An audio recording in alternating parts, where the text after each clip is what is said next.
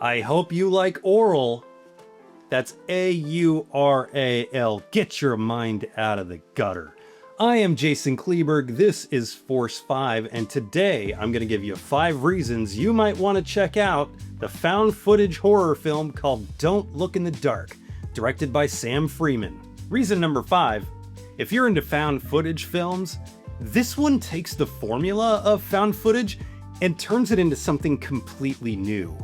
There are some lazy found footage films out there that are, breaking the immersion. This one, though, feels pretty authentic, outside of maybe the explanation for why the cameras are constantly filming, which is never really explained.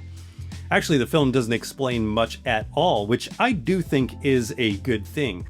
All we know is that a couple is hiking in the Pine Barrens when the woman thinks she sees a child. Reason number 4, if you find it funny listening to strangers bickering, you're probably going to find the main characters in this one amusing.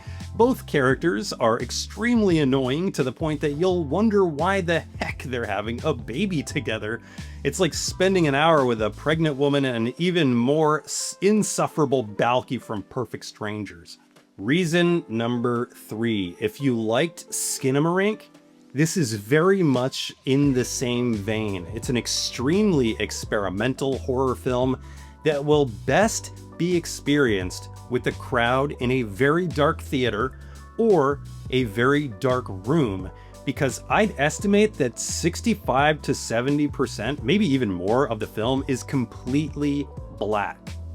The short clips that you do see are found footage style vertical videos from a cell phone that splice in and out of frame. Skinamarink was very divisive as a film, but those who liked it really seemed to like it. So if you fall into that camp, you might want to check this one out. Reason number 2, if you're afraid of the dark, especially when you're in the woods, this one is probably going to unsettle you. Like I said earlier, most of the movie is pitch black darkness with the main characters in conversation.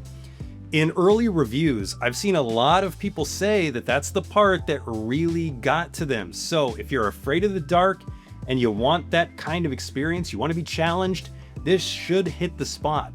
The screener that I got actually had 2 different links with 2 different gamma setups for the screen based on what you'd be watching it on, so this is very much intended. Reason number 1, if you're into experimental films, this one is about as experimental as they get. It's less visual horror and more audible horror, with images rarely lasting more than a couple of seconds on screen. When they do, because of the darkness of the whole experience, you might see one thing while another person next to you might see nothing, or you might just see different things. It was shot on a micro budget, and according to Sam Freeman, the director, he had one goal in mind, and that was to create a theatrical experience like no other. And I think he did. If any of those things sounded intriguing to you, you should check out Don't Look in the Dark when it is widely released. It's making the festival run right now, but it should be wide at some point. And I imagine the reception on this film being very love it or hate it, just because it's really here for the vibes over story. And if you like stories like this, if you're into Skinamarink, you should check out Don't Look in the Dark. If you've seen it on its festival run, what did you think of it? And I'm interested in what your favorite found footage movies are. Let me know down below in the comments or email me at force5podcast@gmail.com.